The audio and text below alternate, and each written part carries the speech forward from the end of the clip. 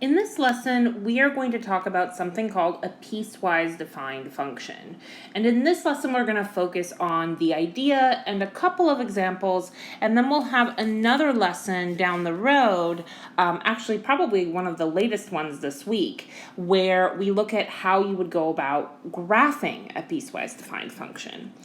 So I want you to remember something from all of our lessons about functions so far.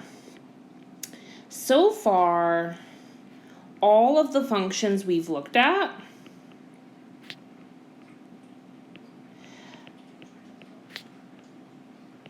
have treated all of their inputs the same way, have had one rule for all of their inputs. So it's true, we discussed domain in the last couple of videos, so not every real number is a valid input for every function. However, if you take a valid input, the functions we've looked at so far treat them all the same way. A piecewise defined function basically calls that into question. So a piecewise defined function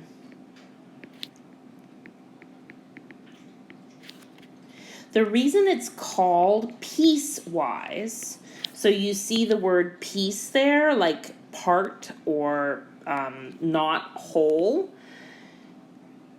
that's because it treats different pieces of its domain differently. Meaning that if you take two valid inputs for a piecewise defined function, but those two inputs land in a different piece of the domain from one another, the function might treat them differently. So let's look at a couple of examples. So the notation for piecewise defined functions is also going to look a little bit new, but it's the same idea. So you still have your f of x, and that still means the same thing. F of x is still the output that corresponds to the input x. But now, rather than just having one definition for f of x, you have a collection. How many? There's no limit. We will typically look at 2 or 3 just for the sake of ease. And so to indicate this, there's usually a big curly bracket. So say that you have something like this.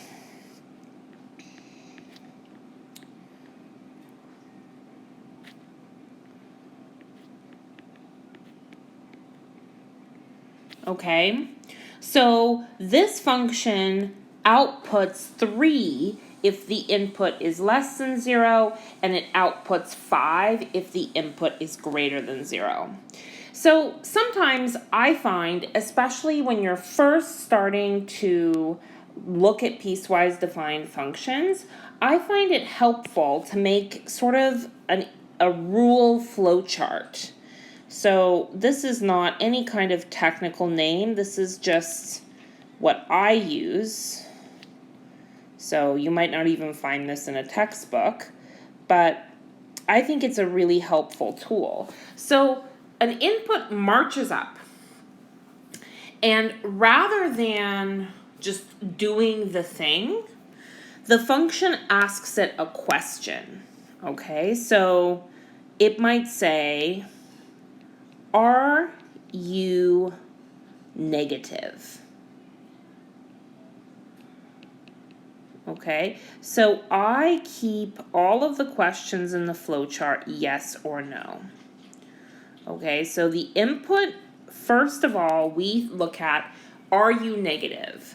So that's a yes or no question. If the answer is yes, then you are looking at an input that's in the top piece of this function's notation description there. So if the answer is yes, then the output is 3. So notice this function is really not discerning. It assigns the output 3 to any negative input. Okay, but if the answer is no, well, if the answer is no, then what could x be? It could be positive, or it could be 0. So I want to make sure to kind of have this moment with you, because I want to make sure you understand that this function outputs the number 5 if the input is greater than 0, meaning if the input is positive. Notice we don't have a rule for what to do if the input is equal to 0. So if the input is not negative, the next question is, well, okay, but are you positive?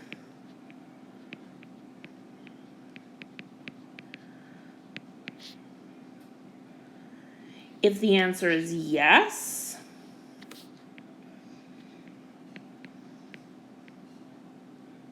then the output is 5. If the answer is no, then I'll even write this in red so that it really stands out. Then you're not in the domain.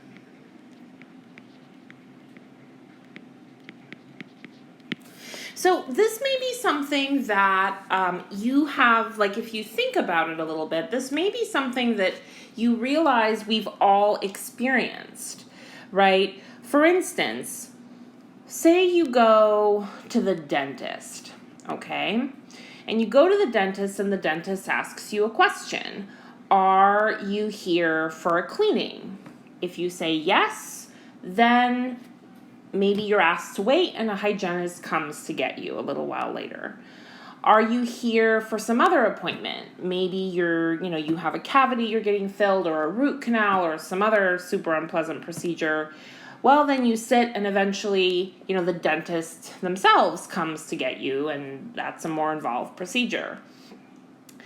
But if you walk into a dentist and you say, I'm here because I broke my leg and I want you to help me, the dentist can't help you with that, right? So the dentist is going to tell you, we don't fix broken legs here. They might be very nice. They might help you, secure a location at a place where you could get your broken leg worked on, but they are not able to help you with your broken leg. A broken leg is outside of the domain in which a dentist operates, okay? So if you are there for something that the dentist does, depending on what it is, there are different things that will happen to you. But if you're there for something that the dentist does not do, the dentist cannot help you. So that's exactly what happened here. Let's look at another example.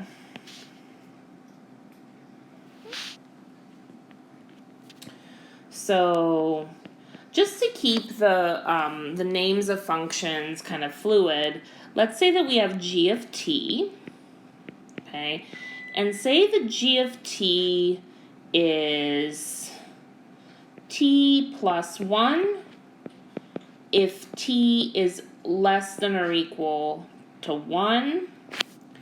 Let's say it's t squared if t is between 1 and 5, and let's say that it's 5 over t if t is greater than 5, right? So this is a much more complex piecewise defined function. It's got more pieces, but fundamentally the idea is still the same. Depending on what the input is, right? So these are the classes of inputs. Let's write that here. These are the classes of inputs.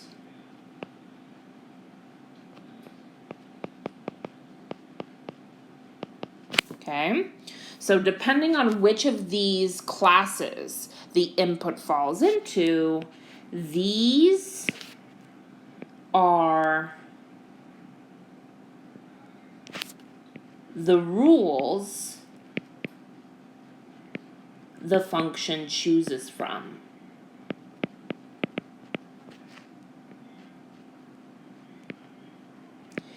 So what I want to do here is I want to do a couple of examples with this function evaluating it.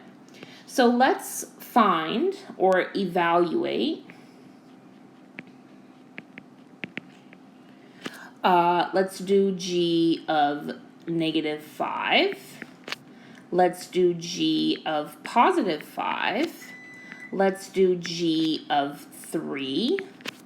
Let's do g of 10. And let's do g of 1. Okay? So for all of these examples, and you'll notice that eventually you don't need to do this, but I think that it's really handy to do it a time or two. For all of these examples, I'm going to start by identifying which of the input classes we are looking at here. So g of -5, what is my input there? So feel free to answer it with me. My input class for g of -5, since the input is -5, I'm looking at which one? The one where it's less than or equal to 1, the one where it's between 1 and 5, or the one where it's greater than 5?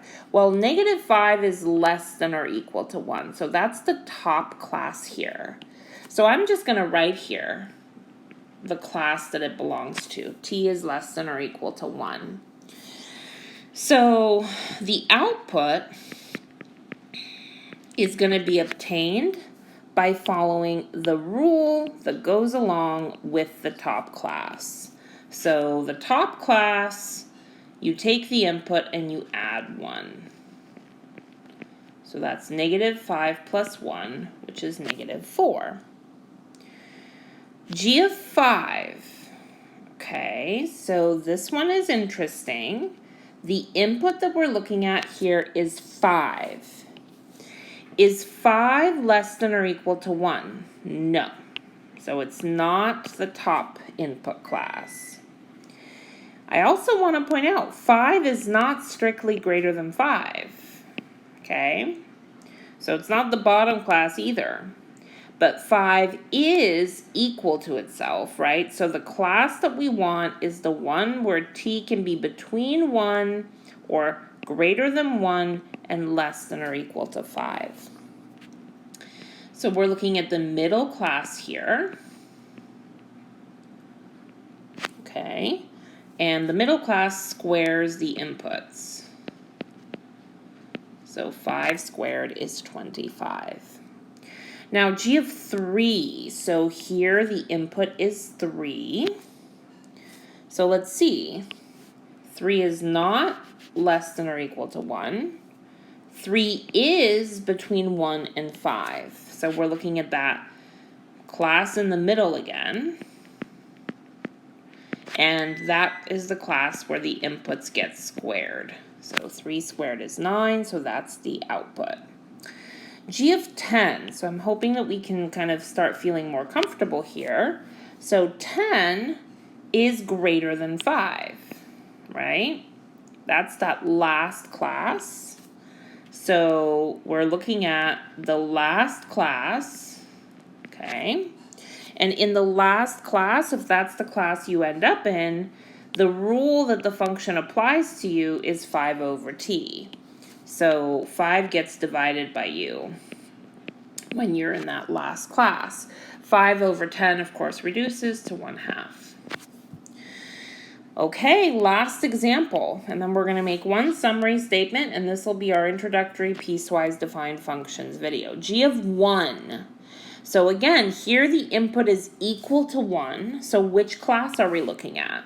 Well, it's not greater than 5. So it's kind of between these two classes, we hope.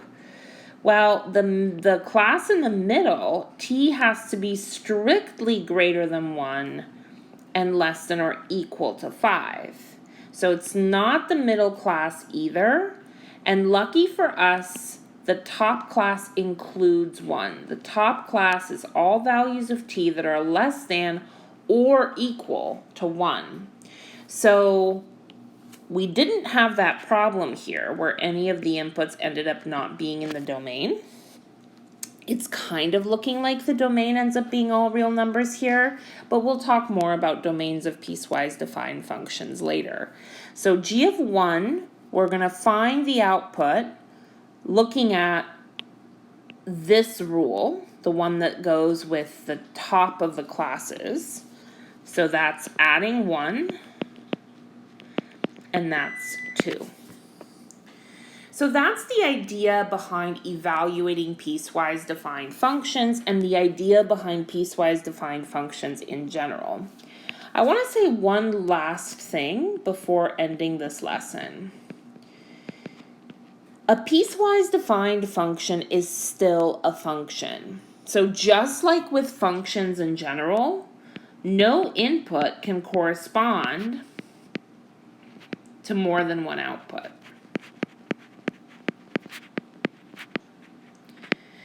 And because of this, what is really tempting, especially if you've never worked with piecewise defined functions before and you're still kind of settling into the idea of functions, it's really tempting to say something like g of 3. Well, okay, 3 plus 1 is 4, or 3 squared is 9, or 5 over 3, right? So this cannot be.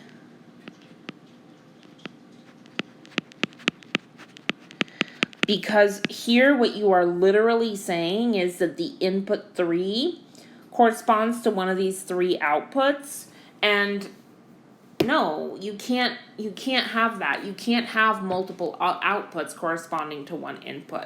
So with piecewise defined functions, there's this added layer.